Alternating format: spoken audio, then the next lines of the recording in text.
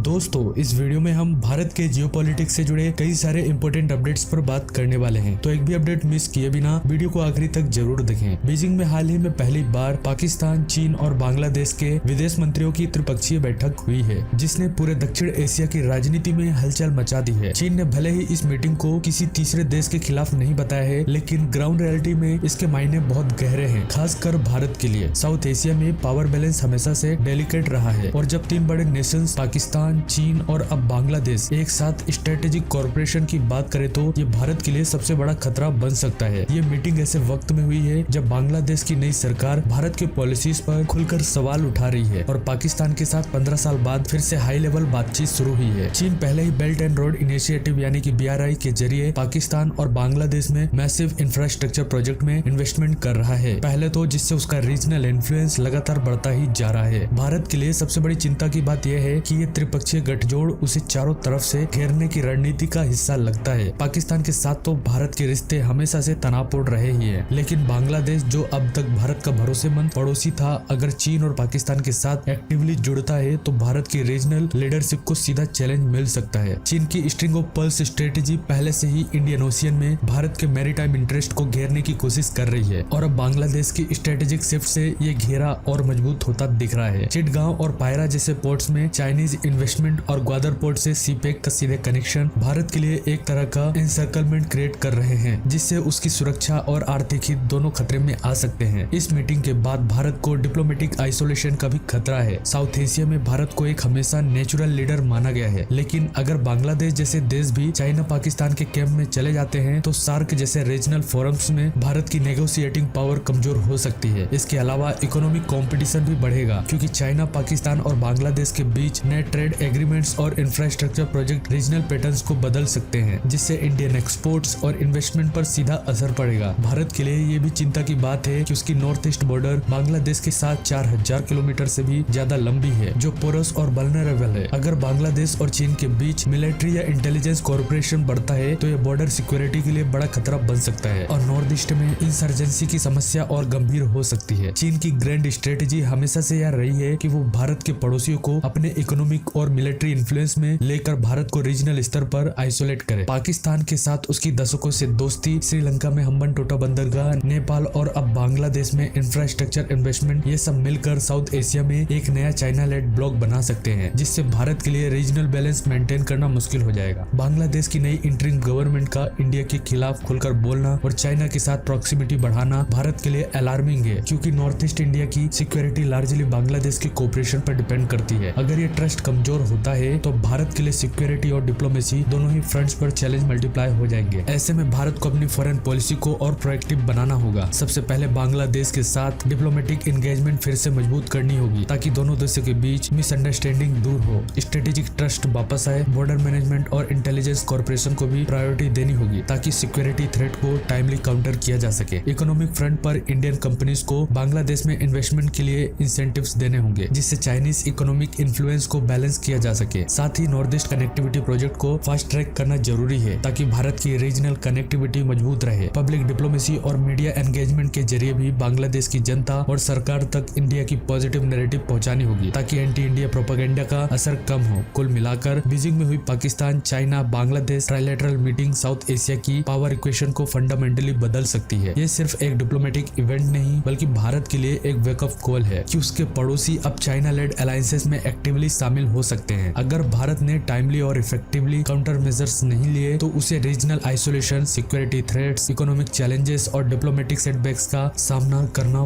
पड़ सकता है। साउथ एशिया में पीस, स्टेबिलिटी और प्रोस्पेरिटी के लिए जरूरी है कि Bharat proactive diplomacy, strategic partnership और इकोनॉमिक एंगेजमेंट के जरिए अपनी लीडरशिप और इन्फ्लुएंस को बरकरार रखे। यही वक्त है कि भारत इस इमर्जिंग एक्सिस को लाइटली न ले, बल्कि एक कॉम्प्रिहेंसिव लॉन्ग टर्म स्ट्रेटेजी के साथ साउथ एशिया में अपनी भूमिका को फिर से मजबूत करे। तो दोस्तों, अब बढ़ते हैं आज की अगली इंपॉर्टेंट अपडेट्स की ओर। तो आपको बता दें कि फाइनेंशियल एक्शन टास्क फोर्स की ताजा रिपोर्ट में पाकिस्तान को इंटरनेशनल रूल्स के वायलेशन के लिए सीरियसली हाईलाइट किया गया है, खास तौर पर उसके बैलिस्टिक मिसाइल प्रोग्राम और टेररिज्म के फंडिंग को लेकर। रिपोर्ट में बताया गया है कि 2020 में इंडिया के कस्टम ऑफिसर्स ने एक एशियन फ्लैग वाले जहाज को पकड़ा था, जिसमें मिसाइल टेक्नोलॉजी में इस्तेमाल होने वाली ड्यूअल यूज आइटम्स गलत डॉक्यूमेंट के साथ पाकिस्तान के नेशनल डेवलपमेंट कॉम्प्लेक्स के लिए भेजी जा रही थी। ये item missile missile technology control regime की एक्सपोर्ट कंट्रोल लिस्ट में आती है और इनका इस्तेमाल लॉन्ग रेंज मिसाइल बनाने में होता है। FATF की रिपोर्ट में यह भी कहा गया है कि पाकिस्तान टेररिज्म फंडिंग को रोकने में लगातार फेल हो रहा है। अप्रैल 2025 में जम्मू कश्मीर के पहलगाम में हुए टेरर अटैक जिसमें 26 टूरिस्ट मारे गए थे, उसके बाद FATF ने क्लियरली कहा था कि ऐसे अटैक बिना फाइनेंशियल नेटवर्क के पॉसिबल नहीं हो सकते। FATF ने अपने पब्लिक स्टेटमेंट में इस अटैक की कड़ी निंदा की और कहा कि टेररिस्ट तक पैसे और रिसोर्सेज पहुंचाने वाले नेटवर्क को रोकना बहुत जरूरी है। इन सब डेवलपमेंट्स के बाद इंडिया ने इंटरनेशनल लेवल पर पाकिस्तान को फिर से FATF की ग्रे लिस्ट में डालने के लिए डिप्लोमेटिक कोशिशें तेज कर दी हैं। इंडिया ने FATF की ग्लोबल नेटवर्क के मेन मेंबर कंट्रीज के साथ इंटेलिजेंस इंफॉर्मेशन शेयर की है, जिससे पाकिस्तान की टेररिज्म को सपोर्ट करने वाली पॉलिसीज और फाइनेंशियल नेटवर्क को एक्सपोज किया जा सके। रिपोर्ट्स के मुताबिक आने वाले हफ्तों में FATF पाकिस्तान को चौथी बार ग्रे लिस्ट में डाल सकता है। अगर ऐसा होता है तो पाकिस्तान की इंटरनेशनल फाइनेंशियल इमेज और इकोनॉमिक स्टेबिलिटी पर बड़ा असर पड़ेगा, क्योंकि ग्रे लिस्ट में आने से फॉरेन इन्वेस्टमेंट और इकोनॉमिक एड पर सख्त निगरानी शुरू हो जाती है। FATF के इस रिपोर्ट और इंडिया की कोशिशों के चलते पाकिस्तान पर ग्लोबल प्रेशर बढ़ गया है। इंडिया ने यह भी कहा है कि वह वर्ल्ड बैंक की प्रोपोज्ड इकोनॉमिक हेल्प का भी विरोध करेगा, ताकि पाकिस्तान को टेररिज्म और बैन की गई मिसाइल टेक्नोलॉजी के फैलाव को रोकने के लिए मजबूर किया जा सके। कुल मिलाकर FATF की इस एक्शन से पाकिस्तान की प्रॉब्लम्स बढ़ सकती है और इंडिया को टेररिज्म के खिलाफ इंटरनेशनल प्लेटफॉर्म पर अपनी पोजीशन मजबूत करने का अच्छा मौका मिल सकता है। दोस्तों, अब बढ़ते हैं आज की अगली इंपॉर्टेंट अपडेट्स की ओर। तो आपको बता दें कि अहमदाबाद में हुए एयर इंडिया के प्लेन क्रैश ने देश भर में चिंता की लहर दौड़ा दी है। हादसे के बाद से ही यात्रियों के मन में सुरक्षा को लेकर सवाल उठने लगे हैं। प्लेन क्रैश जैसी घटनाएं आमतौर पर बहुत रेयर होती है, लेकिन जब भी ऐसा कुछ होता है तो उसका असर न सिर्फ यात्रियों पर बल्कि एयरलाइन कंपनी की रेप्यूटेशन और उसके बिजनेस पर भी पड़ता है। आपको बता दें कि एयर इंडिया ने 8 फ्लाइट्स को रद्द करने का फैसला लिया है। यह फैसला यात्रियों की सुरक्षा और कंपनी की जिम्मेदारी को ध्यान में रखते हुए लिया गया है। जब किसी एयरलाइन के साथ बड़ा हादसा होता है तो कंपनी को अपनी सभी उड़ानों की सुरक्षा जांच करनी पड़ती है। कई बार तकनीकी जांच, क्रू मेंबर्स की ट्रेनिंग या अन्य सुरक्षा कारणों से फ्लाइट्स को अस्थायी रूप से रद्द किया जाता है। इससे यात्रियों को असुविधा जरूर होती है, लेकिन यह कदम उनकी सुरक्षा के लिए जरूरी होता है। प्लेन क्रैश जैसी घटनाओं के बाद यात्रियों का भरोसा डगमगा जाता है। लोग फ्लाइट बुक करने से पहले कई बार सोचने लगते हैं, खासकर वे यात्री जो अक्सर हवाई यात्रा करते हैं। वे भी कुछ समय के लिए यात्रा टाल देते हैं। यही वजह है कि एयर इंडिया की बुकिंग्स में 20% की गिरावट आई है। लोग तब तक इंतजार करना पसंद करते हैं जब तक उन्हें एयरलाइन की तरफ से पूरी तरह से सुरक्षा का भरोसा न मिले। एक बड़ी एयरलाइन के साथ जब कोई हादसा होता है तो उसका असर पूरे एविएशन सेक्टर पर पड़ता है। यात्रियों का भरोसा कम होता है, दूसरी एयरलाइंस की बुकिंग्स भी प्रभावित हो सकती हैं और एयरलाइंस को अपने सेफ्टी मेजर्स को और मजबूत करना पड़ता है। इसके अलावा सरकार और एविएशन अथॉरिटी भी जांच शुरू कर देती है और सुरक्षा नियमों को और कड़क कर देती है। एयर इंडिया ने इस मुश्किल वक्त में यात्रियों को भरोसा दिलाने की कोशिश की है। कंपनी ने कहा है कि वे सुरक्षा को हाईएस्ट प्रायोरिटी देते हैं और सभी फ्लाइट्स की जांच की जा रही है। यात्रियों को फ्लाइट कैंसिलेशन की जानकारी समय रहते दी गई है ताकि वे अपनी यात्रा की प्लानिंग फिर से कर सकें। कंपनी ने यह भी कहा है कि वे यात्रियों को रिफंड या दूसरी फ्लाइट्स में शिफ्ट करने की सुविधा दे रहे हैं। ऐसी घटनाओं के बाद यात्रियों के मन में डर और चिंता होना स्वाभाविक है, लेकिन यह भी सच है कि हवाई यात्रा अब दुनिया के सबसे सुरक्षित यात्रा विकल्पों में से एक है। एयरलाइंस और गवर्नमेंट दोनों ही सेफ्टी स्टैंडर्ड्स को लगातार बेहतर बनाने की कोशिश करते हैं। यात्रियों को चाहिए कि वे किसी भी यात्रा से पहले सभी जरूरी जानकारी लें और एयरलाइंस की तरफ से जारी गाइडलाइंस का पालन करें। एयर इंडिया के लिए यह समय बहुत चैलेंजिंग है। कंपनी को न सिर्फ अपनी रेप्यूटेशन को फिर से मजबूत करना है बल्कि यात्रियों का भरोसा फिर से जीतना है। इसके लिए कंपनी को ट्रांसपेरेंसी, बेटर कम्युनिकेशन और सेफ्टी स्टैंडर्ड्स को और कड़ा करने की जरूरत है। यात्रियों को भी चाहिए कि वो र्यूमर से बचें और सिर्फ ऑफिशियल इन्फॉर्मेशन पर ही भरोसा करें। अहमदाबाद प्लेन क्रैश के बाद एयर इंडिया द्वारा 8 फ्लाइट्स रद्द करना और बुकिंग्स में 20% तक की गिरावट आना यह दिखाता है कि किसी भी बड़ी दुर्घटना का असर कितनी दूर तक जा सकता है। हालांकि सुरक्षा के लिए उठाए गए कदम जरूरी हैं और यात्रियों की भलाई के लिए ही हैं। समय के साथ उम्मीद है कि एयर इंडिया फिर से यात्रियों का भरोसा जीत पाएगी और हवाई यात्रा का अनुभव पहले जैसा ही सुरक्षित और आरामदायक बना रहेगा। तो दोस्तों, इस बारे में आप सभी की क्या राय है? आप अपनी राय हमें नीचे कमेंट बॉक्स में पिन करके जरूर बताना और वीडियो अच्छी लगी हो तो वीडियो को लाइक और शेयर करना, चैनल को सब्सक्राइब करना मत भूलना। Thanks for watching. जय हिंद।